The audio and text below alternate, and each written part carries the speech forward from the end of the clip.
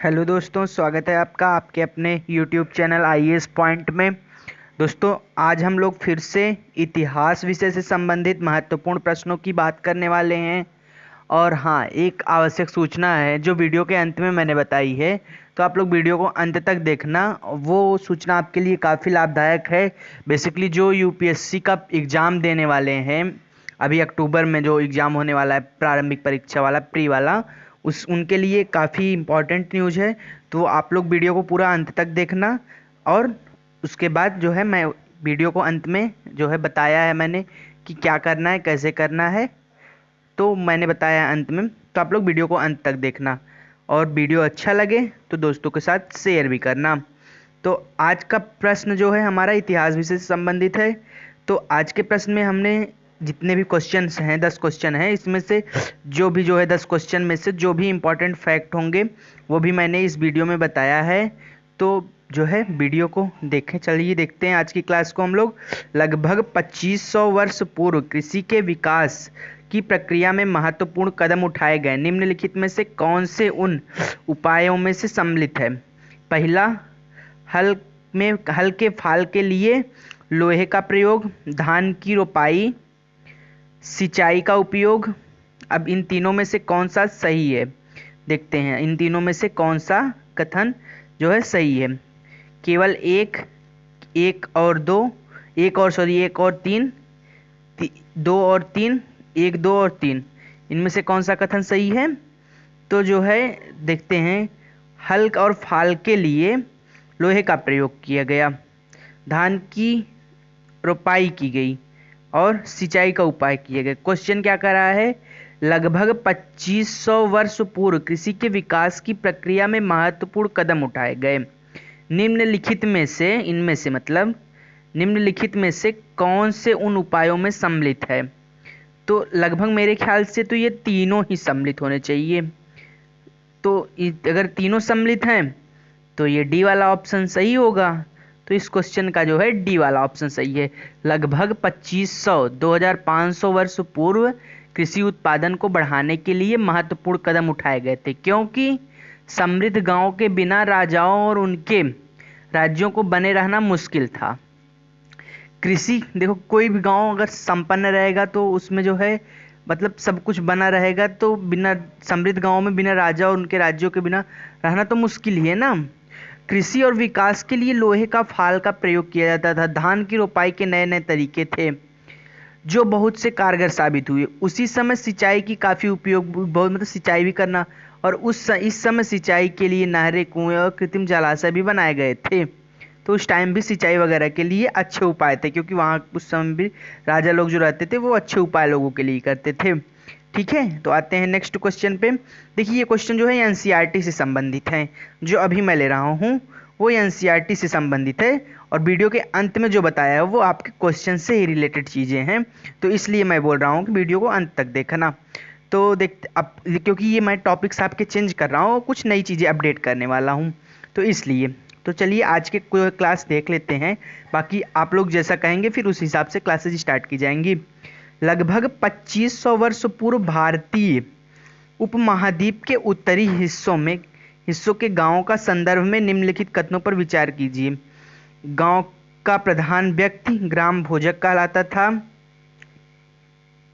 गांव में रहने वाले स्वतंत्र और छोटे किसानों को भूपति कहा जाता था।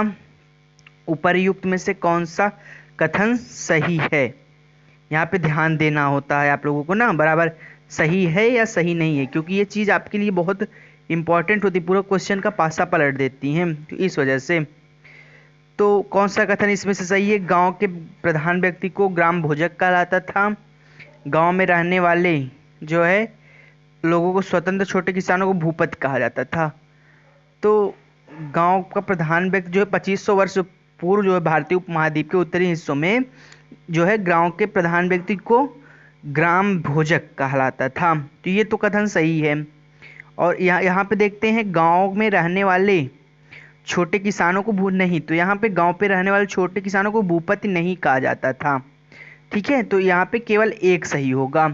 गांव का प्रधान व्यक्ति ग्राम भोजक कहलाता था, वह यह अनुवांशिकी पद था, मतलब पीढ़ी दर पीढ़ी जो चलती है वो पद था। ग्राम भोजक पद का आमतौर पर ग्राम का सबसे बड़ा भूस्वामी होता था। जैसे पहले होते नहीं थे जमींदार, और गरीबों को कर्ज वगैरह देते थे, तो मतलब पूरा खा जाते थे गरीबों को, तो उस टाइप के थे। प्रभावशाली होने के कारण प्रायः राजा भी कर वसूलने का काम इन्हें ही सौंप देते थे। मतलब जो बड़े बड़े आदमी जो अमीर होते, भलाई का तो मतलब वही कि जो अमीर होते थे उन्हीं को और दिया जाता था कि भैया तुम कर वसूलो जो है, और जो मिले तुम भी लो और मुझे भी दो। तो ऐसे काम, जो गरीब मतलब गरीब आदमी को उठने का मौका ही नहीं मिलता था, तो ऐसा कुछ चल रहा था। और ये न्यायाधीश का भी काफ़ी, कभी कभी पुलिस का भी काम कर, जो बड़े लोग होते थे, मतलब पहले के समय में आप समझ सकते हो कि कैसी कंडीशन में लोग, अभी आप लोग जो बोलते हैं ना बहुत लोग कि जो है अभी बहुत सारी कमियां हैं ये वो दुनिया भर, पहले के ज़माने में रहते तो ना पता चलता भैया, जब एक एक कर बस मतलब देना पड़ता और खाने के लिए ना मिलता, जब मतलब मजदूरी करनी पड़ती एकदम बकायदा, तब पता चलता। ग्राम भोजकों के अलावा अन्य स्वतंत्र कृषक भी होते थे जिन्हें गृहपति कहते थे, न कि उन्हें भूपति। जो यहाँ पे बात की गई ना, गांव में रहने वाले छोटे किसाने को भूपति नहीं कहा जाता था, गृहपति कहा जाता था। यहाँ पे ये वाला इस, अगर यहाँ पे गृहपति होता तो ए वाला 80 वाला ऑप्शन सही होता, पर यहाँ पे भूपति है तो भूपति इन्हें नहीं कहा जाता था। तो इसलिए जो है यहाँ पे केवल एक ग्राम प्रधान को ग्राम भोजक कहा जाता था, और जो है छोटे किसान को गृहपति कहा जाता है, भूपति नहीं कहा जाता। तो याद रखना, गांव 2500 वर्ष पूर्व भारतीय उपमहाद्वीप में रहने वाले किसानों को जो है, छोटे किसान जो थे उनको भूपति कहा जाता था। ठीक है, आते हैं नेक्स्ट क्वेश्चन पे। हमारा नेक्स्ट क्वेश्चन कौन सा है? संगम साहित्य निम्नलिखित में से किसमें संबंधित है? संगम साहित्य निम्नलिखित में से किसमें संबंधित है? जो है संस्कृत में, तमिल में, तेलुगु में, कन्नड़ में। आप लोग एक चीज़ बताना कमेंट में कि इनमें से कौन सी भाषा संविधान में वर्णित है, कौन कौन सी, या सभी वर्णित है। ये आप लोग कमेंट में बताना कि ये जो है ये चारों विकल्प, इनमें से भारतीय संविधान में कौन कौन सी भाषाएं जो हैं वर्णित हैं। आप लोग कमेंट में बताना कि भारतीय संविधान में कौन कौन सी भाषाएं जो है वर्णित हैं। ये चीज़ आप लोगों को कमेंट में बताना है। आते हैं क्वेश्चन पे अब। संगम साहित्य निम्नलिखित में से किससे संबंधित है? संस्कृत में, तमिल में, तेलुगु में, कन्नड़ में। किस में संबंधित है? आप लोग कमेंट में बताना। संगम साहित्य निम्नलिखित में से किस में संबंधित है? संगम साहित्य निम्नलिखित में से संबंधित है तमिल में। किस में संबंधित है? तमिल में। बी नंबर वाला ऑप्शन जो है सही है। तमिल की प्राचीनतम रचनाओं में संगम साहित्य, प्राचीनतम रचनाओं को संगम साहित्य कहते थे। इसकी रचना लगभग 2300 वर्ष पूर्व की गई थी। इन्हें संगम इसलिए कहा जाता क्योंकि मुदैरे के कवियों के सम्मेलन में इनका संकलन किया गया था। ठीक है, इनके जो है, अब संगम इन्हें किस लिए, अगर पूछ लिया जाए संगम साहित्य को संगम क्यों कहा गया था, तो आप बताएंगे मुदैरा के कवियों के सम्मेलन में इसका संकलन किया गया, इसलिए इसे संगम कहा जाता है। आते हैं नेक्स्ट क्वेश्चन पे। भरूच बंदरगाह से होने वाले आयात निर्यात के संदर्भ में निम्नलिखित कथनों पर विचार कीजिए। भरूच बंदरगाह पर होने वाले आयात निर्यात में निम्नलिखित कथनों पर विचार कीजिए। तो पहला है यहाँ तांबा, यहाँ शराब, टिन, सॉरी मैं कंफ्यूजन हो रहा है थोड़ा पढ़ने में।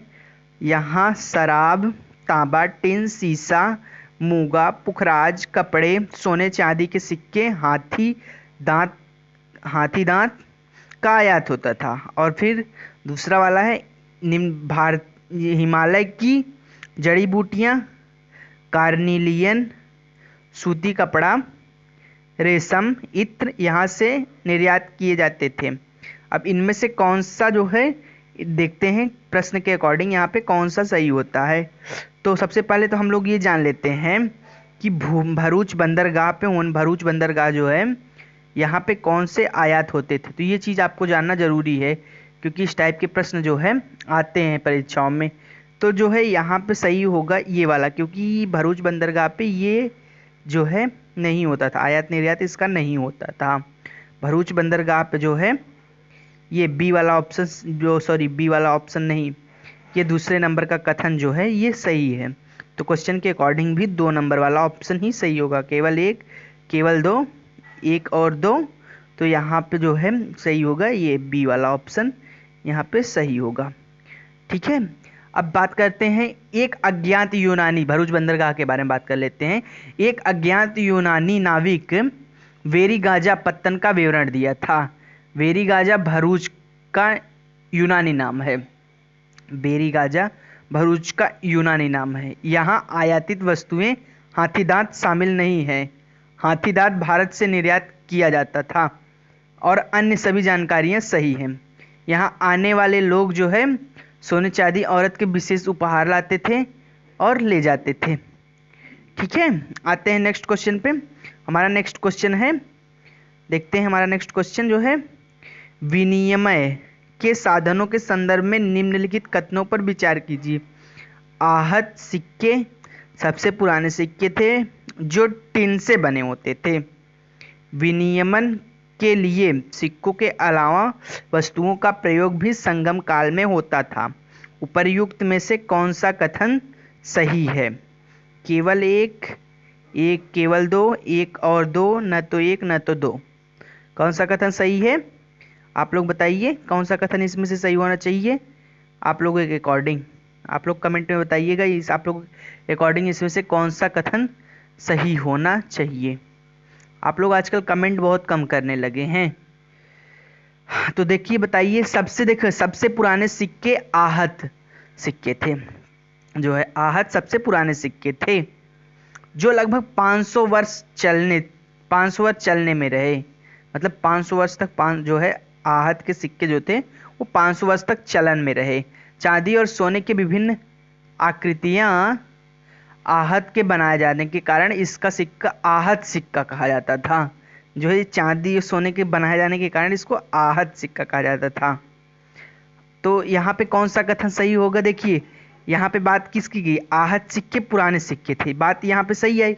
पर जो टिन के बने होते थे यहाँ पे बात कर दी तो ये क्वेश्चन गलत हो गया, क्योंकि आहत जो सिक्के थे वो सोने और चांदी के बनाए जाते थे, टिन के नहीं बनाए जाते थे। तो ये वाला जो है ऑप्शन गलत हो गया, ये वाला कथन। अब बात करते हैं 2 नंबर वाला। तो विनिमय के लिए सिक्कों के अलावा वस्तुओं का प्रयोग भी संगम काल में होता था। उपर्युक्त कथनों में से कौन सा कथन सही? तो यहाँ पे जो है देखिए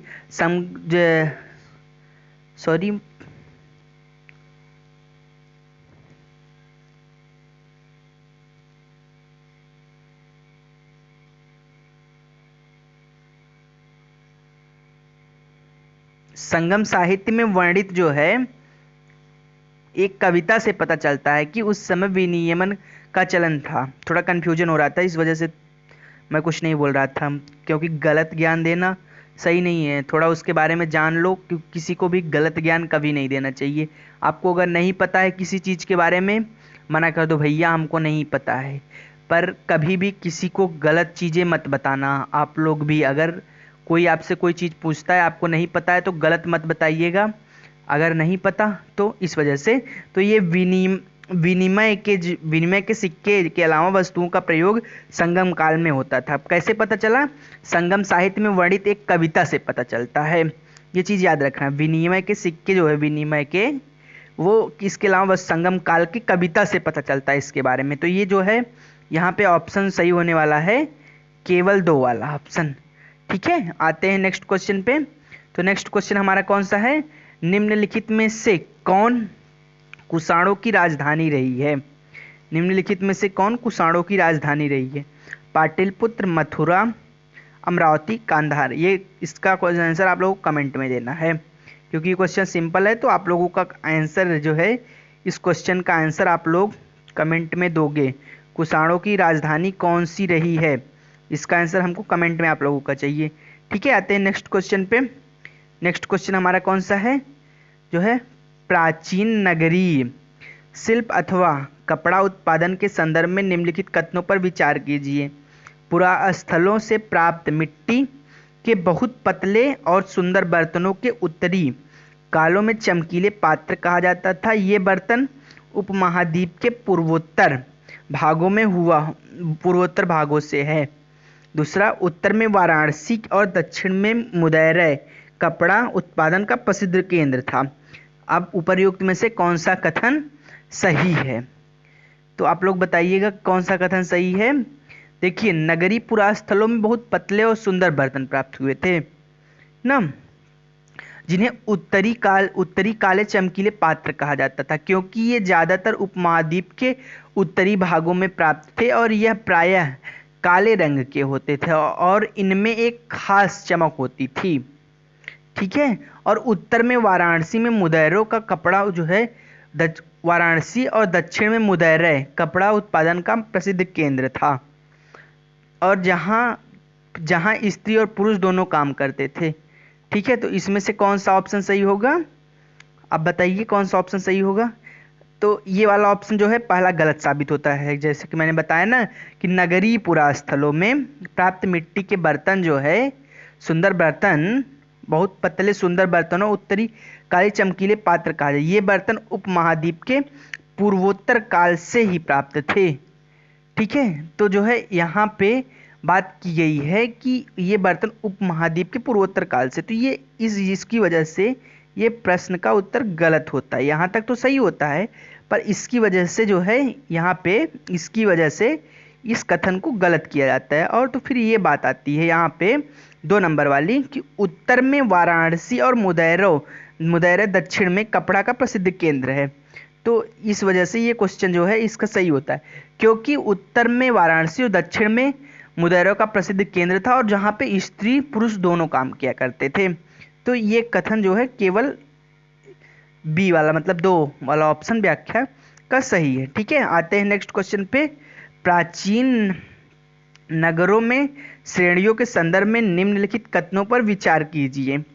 श्रेणी संयुक्त रूप से शिल्पकारों और व्यापारियों का एक संघ होता था। ये श्रेणियां बैंकों के रूप में काम करती थी, जहां लोग पैसे जमा रखते थे। उपर्युक्त में से कथन कौन सा सही है? केवल 1, केवल 2, 1 और 2 दोनों, न तो 1 न तो 2। अब आप लोग बताइए कौन सा कथन यहाँ पे सही है। प्रश्न क्या बात कह रहा है हमारा? प्राचीन नगरों में श्रेणियों के संदर्भ में निम्नलिखित कथनों पर विचार कीजिए। श्रेणी संयुक्त रूप से शिल्पकारों और व्यापारियों का एक संघ होता था। ये श्रेणियां बैंकों के रूप में काम करती थी, जहां लोग पैसा जमा रखते थे ना। तो देखो, प्राचीन नगरों में शिल्पकारों और व्यापारियों का एक सब जो है व्यापारियों का सब अपना एक जो है अपने अपने संघ बनाते थे और जिन्हें श्रेणी कहा जाता था। व्यापारियों का एक जो है श्रेणी संयुक्त रूप से जिन्हें श्रेणी कहा जाता था।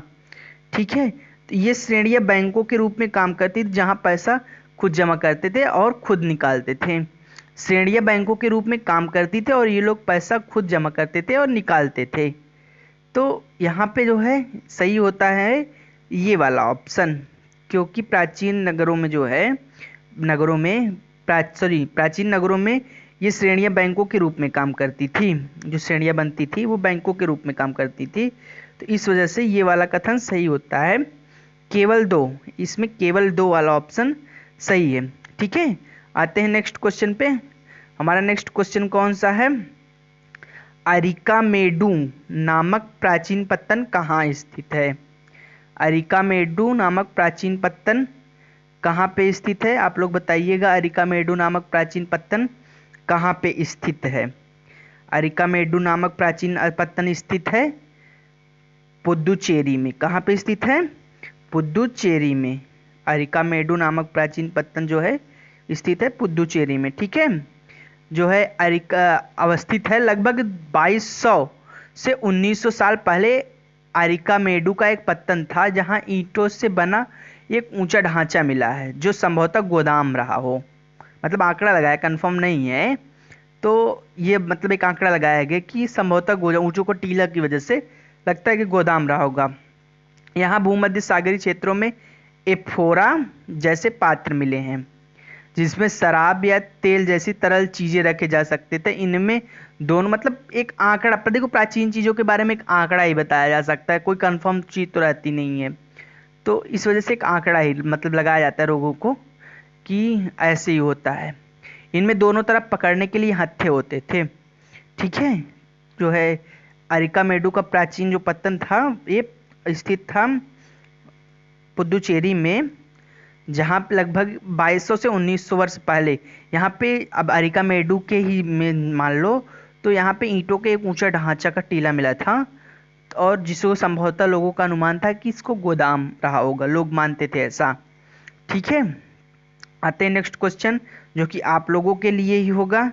लास्ट क्वेश्चन है, प्रारंभ में तमिल भाषा के लिए निम्नलिखित में से कौन सा लिपि प्रारंभ किया जाता था? प्रारंभ में तमिल भाषा के लिए निम्नलिखित में से कौन सा लिपि प्रारंभ किया जाता था? ब्राह्मी, यूनानी, संस्कृत, मलयालम। क्वेश्चन सिंपल है, तो आंसर भी आप लोगों को कमेंट में देना है। आप लोग जो है कमेंट अच्छे अच्छे करते रहिए। और हाँ, मैंने लास्ट में बात की थी कि आप लोगों के लिए कुछ, तो मैं क्या सोच रहा था कि आप लोगों के लिए मैं डेली जो है कुछ अपकमिंग एग्ज़ाम में जो है आपके आने वाले होते हैं प्रश्न, उस टाइप के प्रश्न लेकर आपको बताऊं, क्योंकि एनसीईआरटी या फिर कहीं और से उठाना उतना बेटर फील नहीं हो रहा है। तो जो आपके अपकमिंग एग्ज़ाम में आने वाले हैं वहाँ से इम्पोर्टेंट क्वेश्चन आपके उठाए जाएं और आपको जो है पढ़ाया जाए, तो शायद है कि आपको ज़्यादा अच्छे से समझ में आएगा, आपके लिए भी फ़ायदे वाली चीज़ रहेगी। तो आप लोग जो है कैसा आप लोगों का विचार है, आप लोग कमेंट में बताइएगा कि आप लोगों का कैसा विचार है इस मुद्दे को लेकर। क्या हम सच में स्टार्ट करें आपके 10 क्वेश्चन जो है डेली, तो आपके जो है धीरे धीरे मतलब कंप्लीट हो, और हो सकता है 10 के बाद क्वेश्चन को बढ़ा, क्वेश्चन की संख्या बढ़ा दी जाए, 15 कर दी जाए, तो जो है, या फिर आप लोग चाहो तो जो मैं वो बताता हूँ, मतलब ज़्यादा चीज़ें बताता हूँ फैक्ट वगैरह क्वेश्चन के बारे में, वो ना बता के बस डायरेक्टली क्वेश्चन इसका आंसर ये है, क्वेश्चन इसका आंसर ये है। तो इस हिसाब से मैं आप लोगों के लिए लगभग 40 से 50 क्वेश्चन डेली करवा सकता हूँ। तो आप लोग 40 से 50 क्वेश्चन करना है बस साधारण तरीके से, कि या फिर आप लोगों को करना है जैसे कि 40 से 50 क्वेश्चन, मान लो मैं 40 से 50 क्वेश्चन आप लोगों को करवा सकता हूँ बस साधारण तरीके से। लेकिन अगर आप लोग चाहते हो कि मतलब मैं पूरा फैक्ट बताऊं क्वेश्चन के बारे में, तो नहीं हो पाएगा 40 से 50 क्वेश्चन एक दिन में, क्योंकि पॉसिबल ही नहीं है। तो अगर फैक्ट नहीं जानना है, ज़्यादा कुछ क्वेश्चन के बारे में नहीं जानना है, 10 तो 10 को जो है 50 क्वेश्चन करवाएंगे। अगर फैक्ट जिस तरह अभी पढ़ाते हैं हम उसी तरह के बारे में जानना है, तो जो है आप लोगों के लिए कम क्वेश्चन पढ़ाएंगे। तो आप लोग बताइए कि आप लोगों का क्या विचार है। जैसा होगा आप लोग कमेंट में बताएंगे, तो हम उसी हिसाब से प्लानिंग करेंगे और आपकी आगे आने वाली क्लासेस उसी हिसाब से होंगी। ठीक है, तो बस आज के लिए इतना ही। मिलते हैं आपसे हम लोग नेक्स्ट वीडियो में। तब तक के लिए bye bye, good night and take care.